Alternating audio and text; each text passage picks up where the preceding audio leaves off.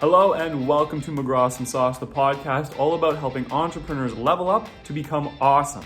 Each week I bring you actionable advice to help both you and your business grow.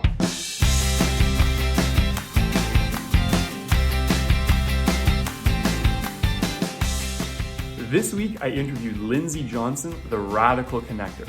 Lindsay is a business development strategist. In other words, she helps new entrepreneurs who are working their tails off and still struggling to grow to make money. Using simple sales strategies and attraction-based marketing techniques, Lindsay teaches you how to move your business forward. So there's something to learn from her for sure. So let's dive in with Lindsay Johnson. Lindsay Johnson, thank you so much for being with me today. First of all, I love you. I love your space. I love the greenery in the background, and I love your energy. And I just want to say thank you for taking the time to be with me today. Super pumped to talk to you.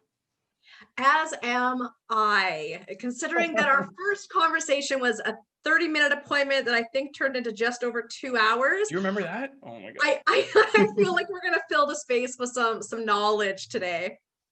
Yeah, I hope so. I remember that too. And I remember just like leaving that both like drained and pumped up because like we had such a great connection. And I'm so glad that you plugged that a little bit because I really think it matters that you and I know each other from that. And so, I just, even today, I can't wait to talk to you even more and continue to learn from you and continue to use you as an example for what I want to do with my own business. So just all good vibes all the way. I love it. No pressure, but I love it.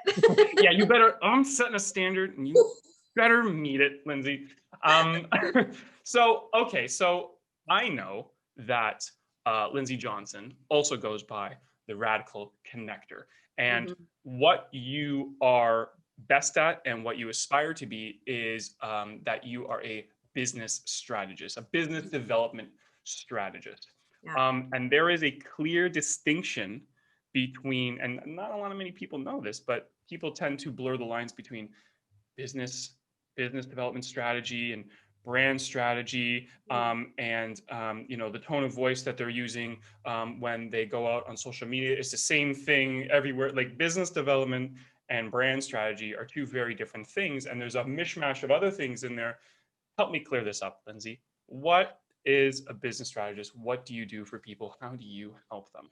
I love it. This is a great question.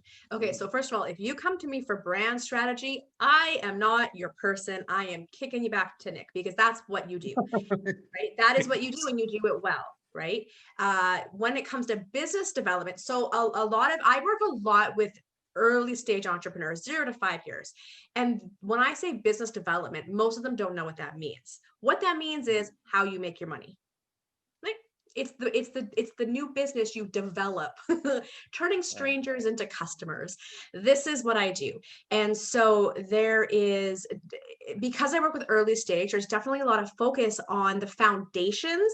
Who am I? Who's my market? What are my offerings? What am I charging? We talk a little bit about brand, more from the sense of things like your tone, your verbiage, your copy, your general look. But I definitely don't get into things like logos and style guides and fonts, website design. Nope, that's not me. I'm the how do you make your money, the marketing, the sales, the strategic public speaking, the strategic social media content. That's where I come in because my job is to make you money. Your job, Nick, is to make people look damn good while they're doing it. Oh my God. Like if I needed PR, like if I'm looking for an agent in the new year, I'm already know who I'm going to hire. Lindsay just pumping my tires for me. This was supposed to be all about you, Lindsay. I feel like it's all about me. Why though? Can I totally interrupt for a second? Yeah, please go. Just go. Because when you are looking for someone to hand parts of your business over, you want to find people who have a kick-ass network of people they work with. Without a doubt. This is why.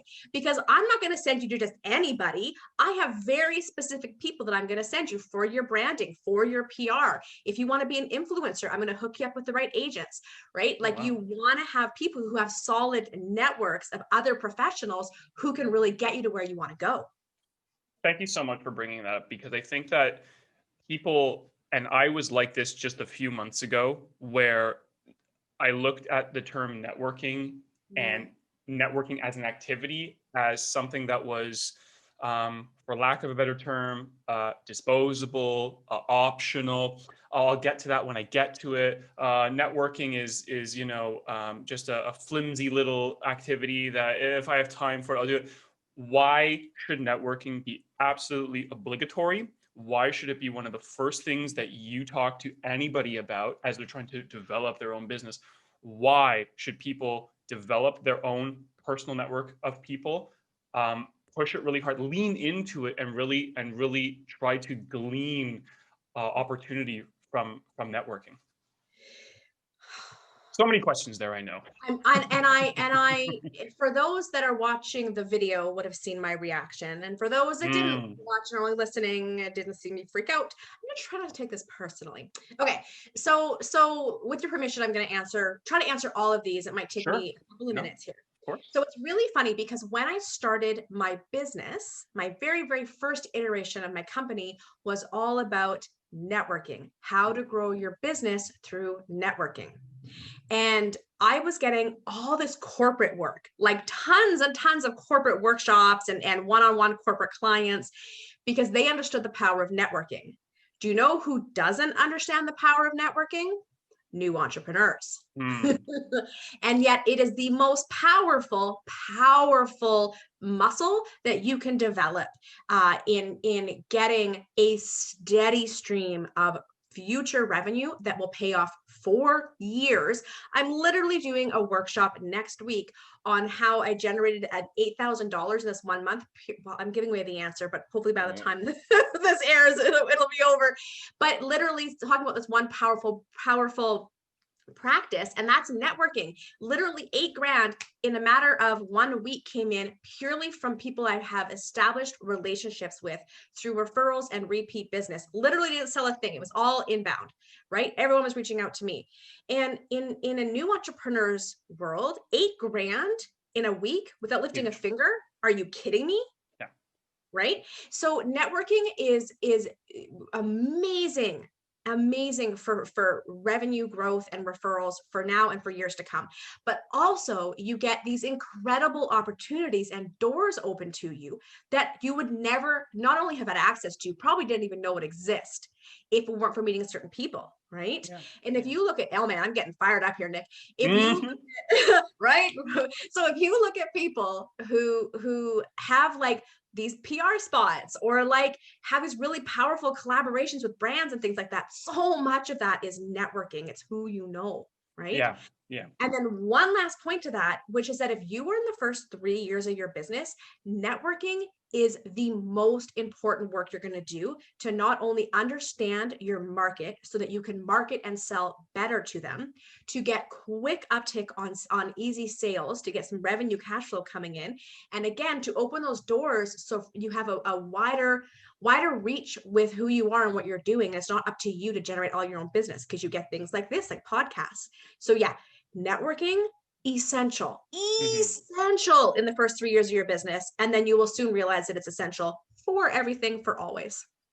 Yeah, and I mean everything you just said. I'm picking up everything you're laying down for sure. But there is one thing I want to pick up that you dropped, which was new entrepreneurs. If you told them they could get 8 grand in a week for almost doing nothing, they would take it, right? But I Mhm. would argue, like, it's taken you a long time of blood, sweat, and tears to get to that point, to where all this inbound leads Mhm. are just showing up, right? These inbound leads, Mhm. your referrals, like you said, networking is just another word for referral system, isn't it? Like where someone tells someone else about how great Lindsay is, and then Mhm. all of a sudden the inbound stuff starts to happen. Like, how many years does it take to become like an overnight success? Do you know what I mean? Like people don't Yeah. realize how much work and Yeah. energy that you have slaved over building your brand and how watertight it is. And I'm telling you, Lindsay, as someone who like designs these things, I'm looking at your brand and I'm like,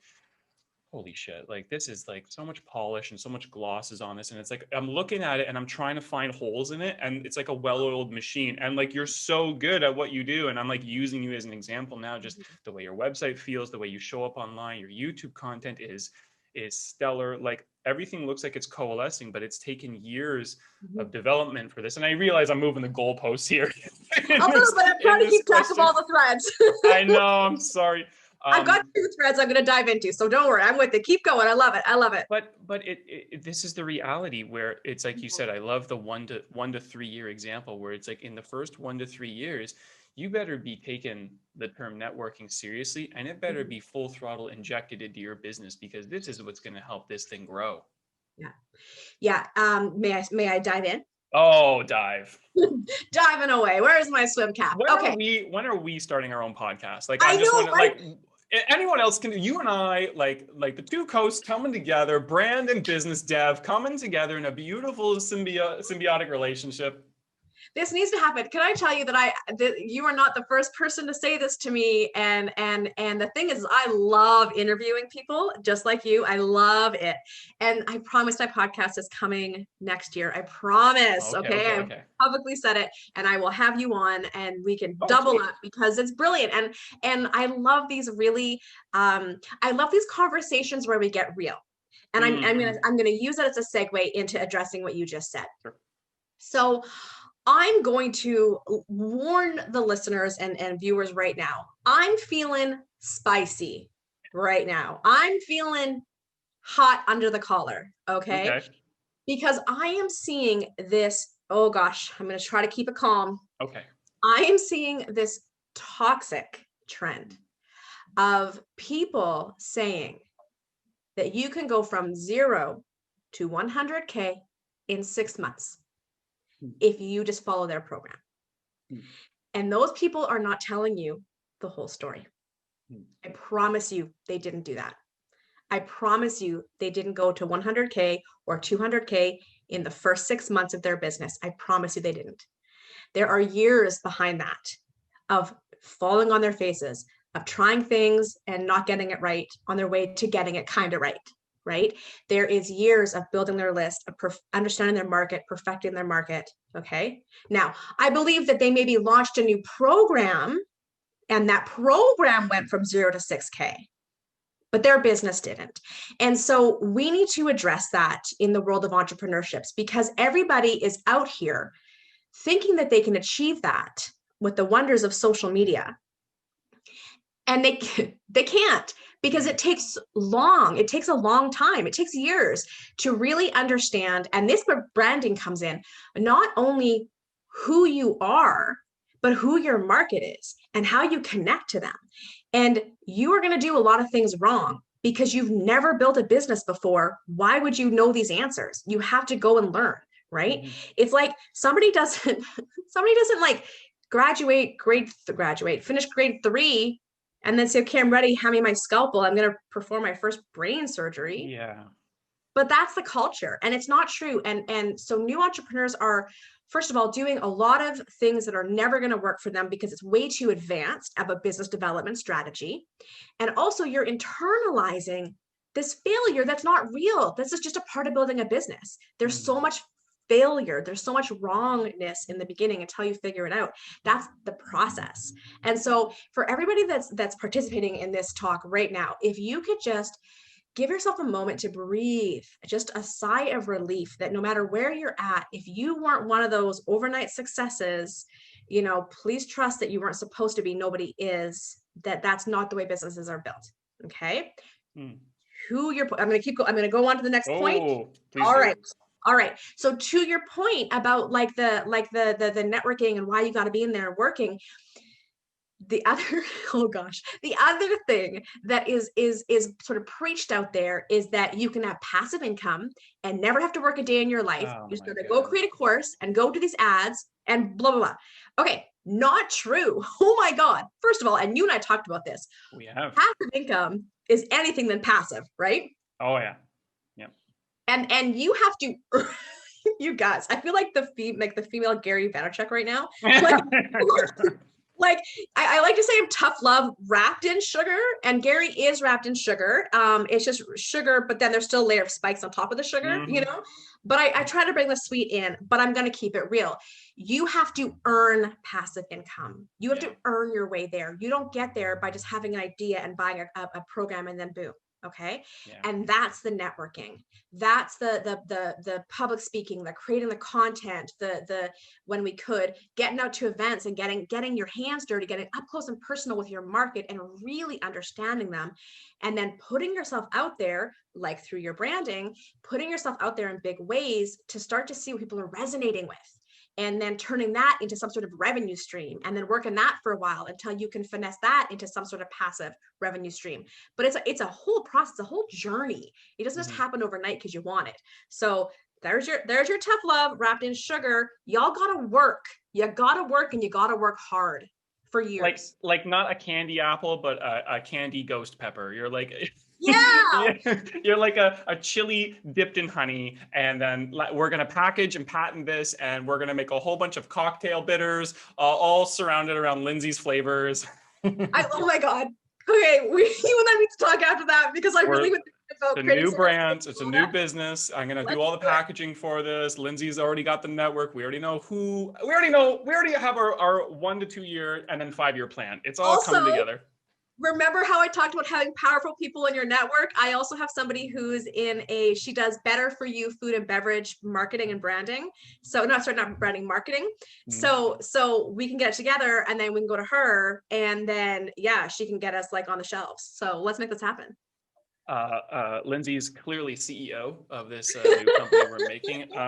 I guess I'll be the art director, but like Lindsay's got to be in charge. Like I'm following you here, Lindsay. Like that's You're what I'm gonna doing. just look good. I love it. I am obsessed with your branding. I'm obsessed with it, and so Thank you. I would love to see what you do with our packaging. It'll be like a personal project I work on, like maybe over the winter break or something like that. Who am I kidding? I don't get a break. I gotta tell you something. Okay, so I have friends, really good friends of mine back out in Toronto, Sure. and his Jenny and Nishi are their names, and Nishi made this cherry pepper hot sauce. Okay. And they were so kind because I love spicy food, and they were so kind to ship it out to me. And I've been like working my way through, and it's getting, and I want to be like, Christmas is coming. Like, can I have another one? Like, when are you shipping it out? Like, yeah. Right? It's so good. I totally agree with what you said, that passive income is anything but passive.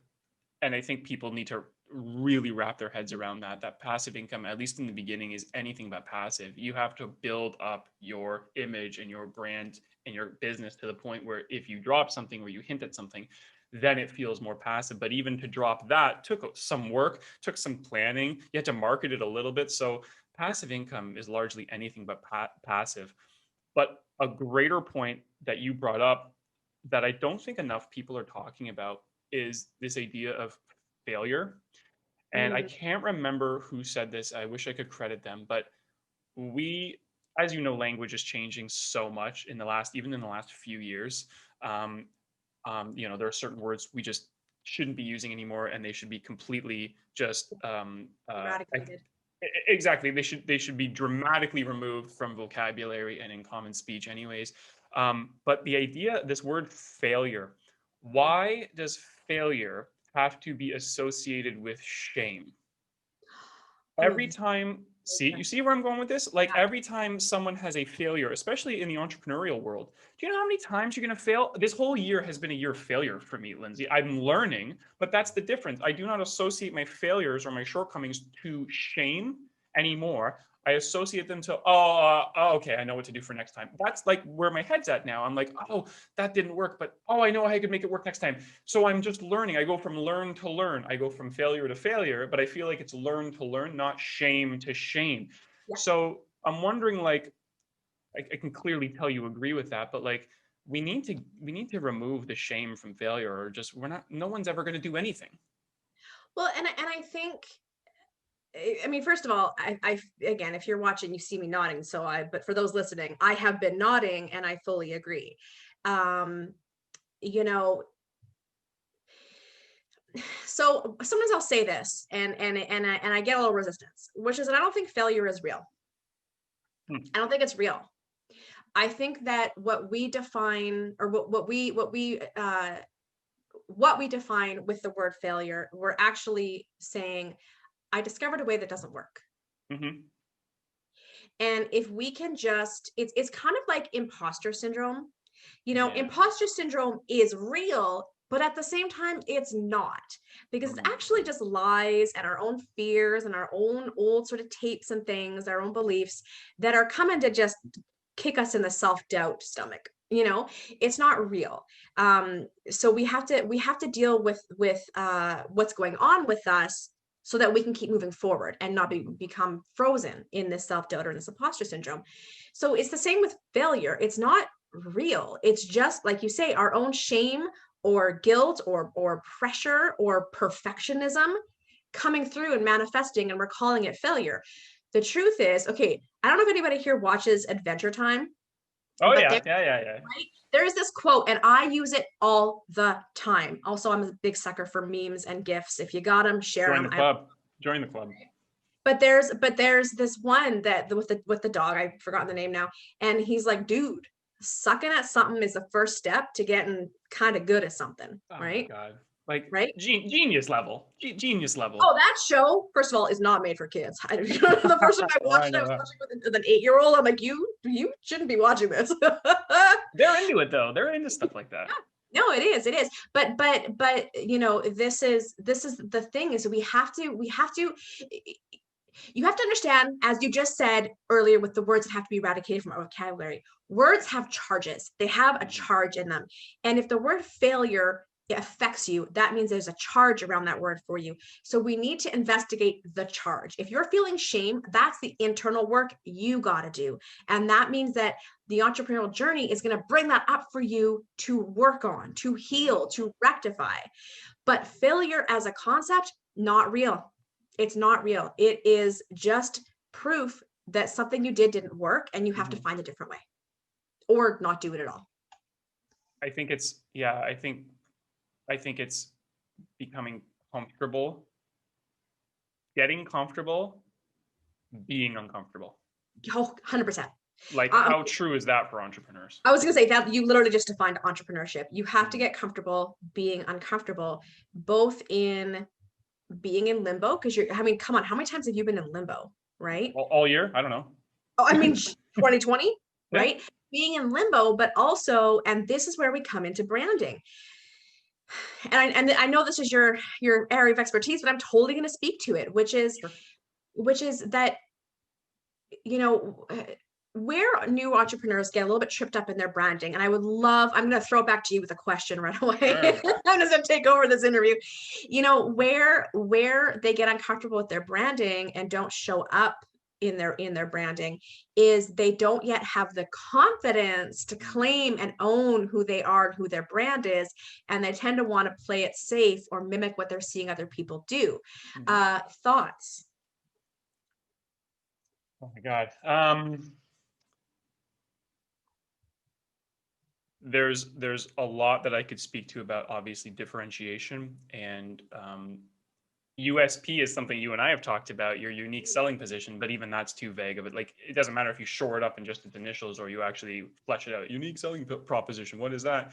It just means how you're going to be different, and how people, not so much how you think you're different, but how your audience perceives you to be different, right? There's a lot of companies that do similar things out there, but they are different. Nike and Adidas are basically the same company. Let's be real about what they do.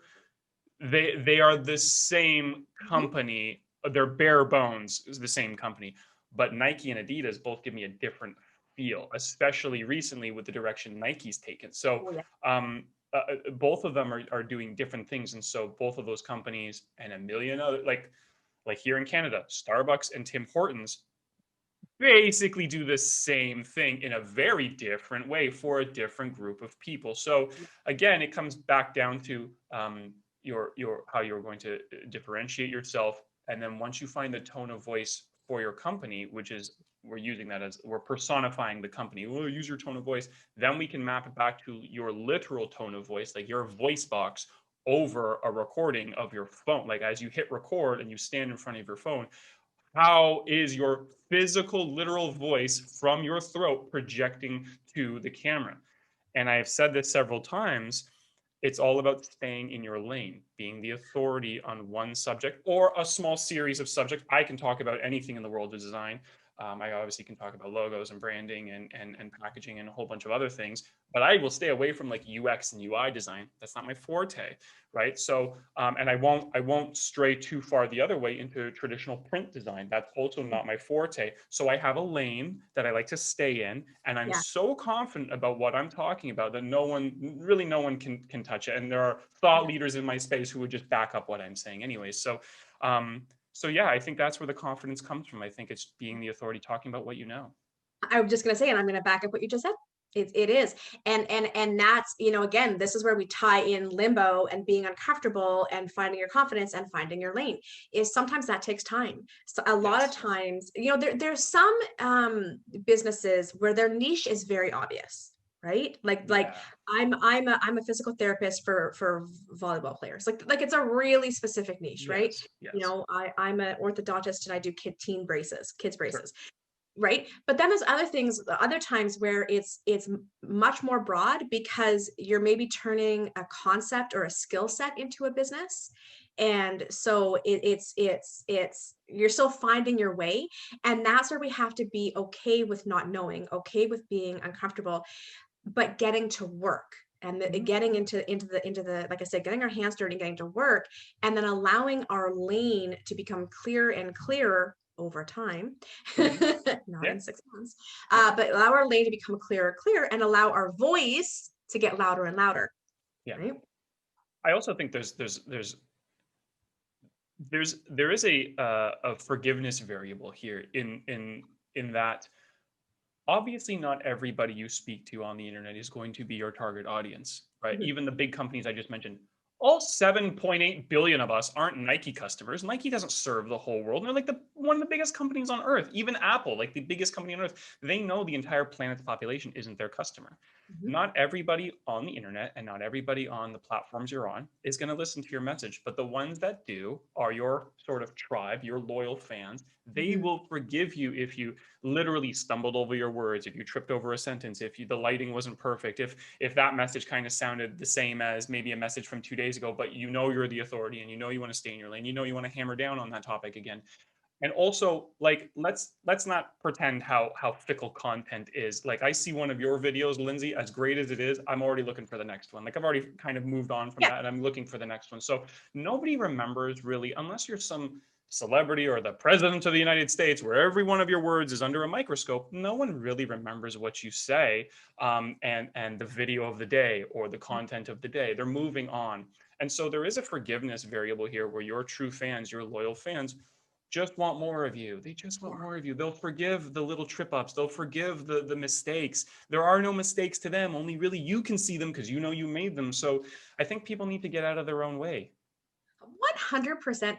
Think about the most popular part of a YouTube video or a DVD, or back when we go see movies and they would always have the blooper reel, right? Yeah. Or they're the most popular. Everyone loves the bloopers. We love them. We love them. Not because we're mean spirited and want to see someone fail. It's because we feel endeared to that person, because, oh yeah, we're all human. That's right. I forgot you're just one of us. Right. #relatable. And Right. so, right. And so, one of the beautiful things about, other than, like you say, being fickle and it moving fast. I think about, as you were saying that, I was thinking of a couple of people that had some pretty devastating hits come to their business. They've already moved on. They're already going. Like it's so temporary because we are moving so fast, and the news cycle, like everything is so fast. But the other thing is, and this is what's really great, is when you are new, be adventurous. And as a business strategy, I will never recommend you throw spaghetti against the wall to see what sticks. But as a content strategy, throw that spaghetti, throw it hard. See what works, because your audience is tiny. And what you want to find, first of all, what you love to do in terms of content, but also your voice and that style. You want to find that as fast as possible, because the faster you tap into your sort of authentic brand and tone, the faster you will start attracting the right people. I have a client who I have been gently nudging her towards using her authentic voice. And she's been afraid because she gets backlash from her audience when she's using her authentic voice. And so, I just needed to, this is this is coaching, and I do coaching as a part of my business strategy, because how can I Sure. not? You That's a have to. part of the process. I wouldn't be doing my job if I just told people what to do and left them hanging. Mhm. So, there's a certain point where I have to stand back and let her take what I've said, and then not implement it, and then see how, oh yeah, what I've been doing really isn't working. Mm. And so now, for the first time, she's made a sales page where she's really brought her full voice in, and she's had people giving her pushback. I don't get it. I don't like this. Great. I'll unsubscribe you. Right? Because that's not who you want. You don't want the people that don't get it. You Mhm. only want those people will never buy from you. That's You right. only want the people who see all of you and just want more. Like you said, I just want more. It's funny that we sort of prescribe the same medicine to both sets of clients, both of our clients respectively, because like, who are you supposed to be beside yourself? Who are you Yeah. supposed to be? Who are you going to walk around as someone else? You're just a shell of a person projecting someone. I just want to be the next Gary V. Okay, well, how do you expect to be that man? Like, honestly, how he's the only one on earth that can do what he's doing. Honestly, I don't want to be that. He works way too hard. Exactly. And even like the way he's on stage and the way, like, the only people we He's a can be, machine. Lindsay, Yeah. is you and I. And I'm not going to try to be anyone else. And it's like you said, as you project your message and your content to the world, what you're doing is you're filtering out all the people who wouldn't be your fans anyways. And the Yeah. ones that are left love you, because the Yeah. ones that are left are always with the likes and always with the comments and always with the shares and always with the saves and always want, I want more, I want more, I want more of you. Always Right. with the dollars, always with the referrals. Oh, see, Don't forget right? that. And so that's your true fan Yeah. base. That's your loyal audience of fans. And we need to keep them happy and we need to speak to them more. And the ones who can't, like you said, don't get it, we'll just filter them out. They'll just be pushed away. And eventually, like you said, they'll unsubscribe or they won't follow anymore. We don't need them anyways. Yeah, and it's not like, you ever just like walk into a classroom back in school and you're like, this doesn't feel right. Oh, you know what? I had a better example. You ever live in an apartment and accidentally get off on the wrong floor and accidentally walk into what would be your apartment if it was the right floor? You ever Yeah, done yeah, that? yeah. No, I I've gotten off on the wrong floor. I'm like, oh, this doesn't feel right. Even that, right? You're like, this doesn't feel right. This isn't where I should be. The That's right. floor isn't wrong. The Right. classroom isn't wrong. The apartment isn't wrong. You just They're feel not it. wrong. Yeah, It's just not where you should be. correct. And so it's not about vilifying the wrong audience or vilifying yourself. It's about going, this is me. It's no different than if you were attracting a romantic partner or a best friend. This is me, and I can only be me. In fact, I only want to be me. And that was the road I could see this person walking down. My client was that if you keep walking down this road, you're going to find yourself in a really crappy relationship with your audience because you're not Mm. being yourself. You're going to be in an abusive relationship where you're controlled by your audience, not sharing what you want. No That's right. business can be built from that, because you will feel stifled and frustrated and resentful really quickly, just like when you're with the wrong romantic partner. Yeah. Right? You have to just be you and trust. And this is where it takes some courage and some time to prove it to yourself, but trust that people will fall in love with you and want more. What sort of things could people look forward to? And I'm sure we've just rhymed off a whole bunch. What sort Yeah. of things could potential clients who want to work with Lindsay, who have no idea where to start, starting with you is probably one of the smartest things they could have ever, one of the smartest decisions they could have ever made. Me knowing what your business is all about, what can potential or prospective clients who want to do business correctly, what can they look forward to working with Lindsay and the Radical Connector? Oh, I thought you were just going to say in general. I was going to start giving you guys a list of instructions. Okay. I have a 14-page PDF ready to go. I'm just going to submit that over to you. Oh gosh. So yeah. So the first thing that people often experience when working with me is relief, because they finally understand why what they've been doing isn't working, and they don't have to keep smacking their head against that wall, especially if it's not a wall they particularly enjoy smacking their head against, right? And then from there, we really dive into, all the things that you want to be doing, how you want to make your money, who you want to be connecting with, what you want to be saying. And then we just make sure that that is all aligned with what you're offering and what your marketing is. And then once we get all that stuff into alignment, then it's like, okay, so what are you going to do? Yeah, what are we And this building? is right. Yeah. Like this is where, this is where I want to say I see a lot of programs fall down, and it's not that the programs fall down. It's that you can't teach everybody the same thing, because I call them your RGAs, your revenue generating activities. I know that term. Right? Yeah. Yeah. If you've been on my content, I preach that one. So,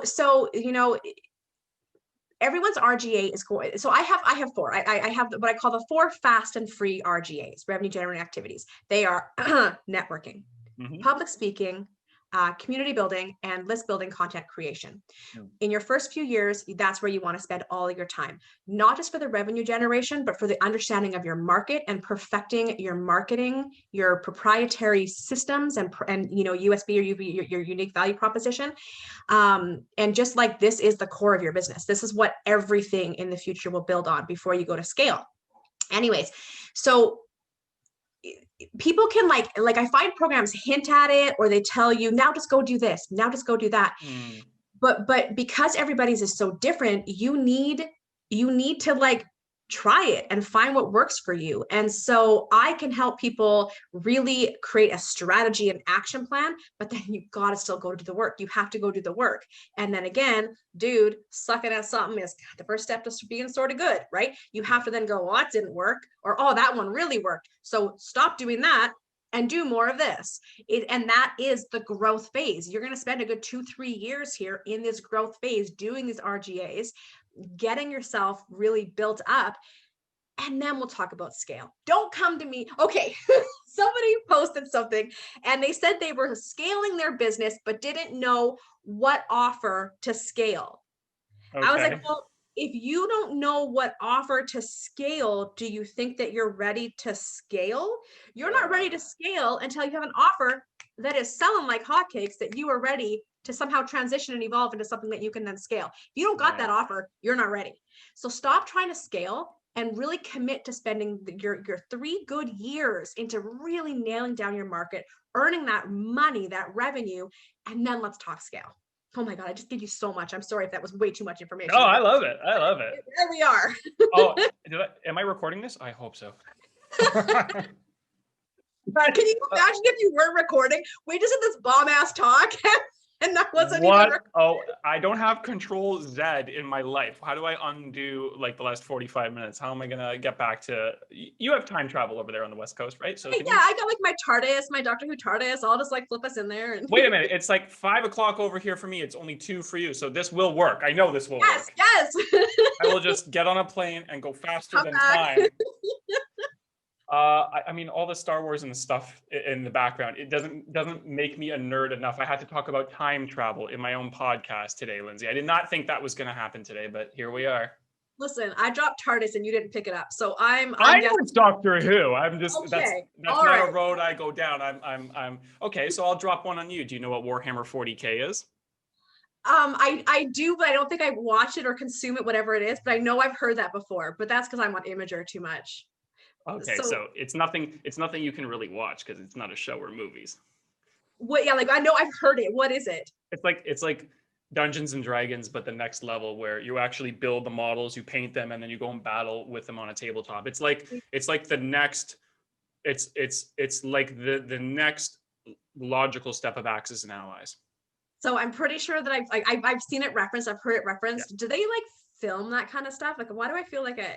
Like there's about 1 million books written about it. Yeah, they haven't filmed anything. I would watch. If somebody filmed that kind of a game, like them playing the game, I would watch that. I would watch the heck out of that. I mean, I only have 1 million links I can send you, Lindsay. That's how hard I nerd it. So don't worry. Oh, you'll be inundated. I get your emails, which I look forward to all the time, by the way. You just wait for the bombardment that's coming your way, the nerdum that's being shipped to your door. You just wait. Bring it. I really want to get like a big virtual D&D game going so bad. Really? Oh, okay. But I can't be the DM because that's too. I want to just play and have someone. That's not you don't get to immerse yourself into it as much. Yeah. Look at us dropping terms like USP and BM, and it's not direct message we mean. Oh, you nerds better subscribe to both of us after this. At this point, what is that thing from TikTok? If you're not a nerd, just swipe or whatever. Yeah. You won't get if I could just communicate in only memes, and only memes from the mid 2000s, like when memes were just being born. Like, you're not ready for my meme game, basically. You know that I saw one the other day. It was so, I think it was on my memories, and I'm like, oh yes, these innocent, sweet memes. Like, remember when it was just a giggle of a guy reacting in an angry way or flipping a table? Like, memes are so advanced now. There was a point in my life where I think for about 18 months I spoke only in sarcasm, and Yep. if you had to be really close to me to get to it's just Nick again today, I'm like, yeah, it sure is, pal. Strap in. So for those still listening, can you see how quickly we can turn a 30-minute call into a 2-hour call? again, like when's the podcast coming? Like, Joe Rogan, you move over, because we're gonna crush you. Oh my God, I would love that. Okay, so we're gonna make some spicy pepper thing, and we're gonna do a Joe Rogan-esque podcast for entrepreneurs and nerds. That's right. Done. Nerdpreneurs. Let's make it 2021. happen. Hashtag 2021. Lindsay, where can people find you if they need your expertise, if they want to work with you, if they're ready to take business seriously? Where are they going to find you? Absolutely. So come to my website, theradicalconnector.com, and you will get into the portal of my YouTube channels, my blogs, my free online community. And then if you want to work with me, you can come work with me. Not necessary. Come and consume the content. Come participate in the community. We'd love to have you. And on that note, like, your content is pretty amazing and really, really actionable and easy to like implement. And if that doesn't convince you to work with Lindsay, then just go talk to her, because she's got a ton of ideas for your business today. I know she does. I love it. Brilliant. Oh my gosh, this has been so much fun. Thank you so much. Thanks, Lindsay. Thank you for listening to this episode. I hope you got real value from it. Lindsay is just awesome. She's full of energy, and I love that she's using her knowledge and translating that into directly helping new entrepreneurs scale their business. It's a real entrepreneurial mindset, and I absolutely love that she's helping those types of people. If you like this episode, feel free to like and subscribe to the show and leave an insightful review. And as always, remember to stay McGrawesome.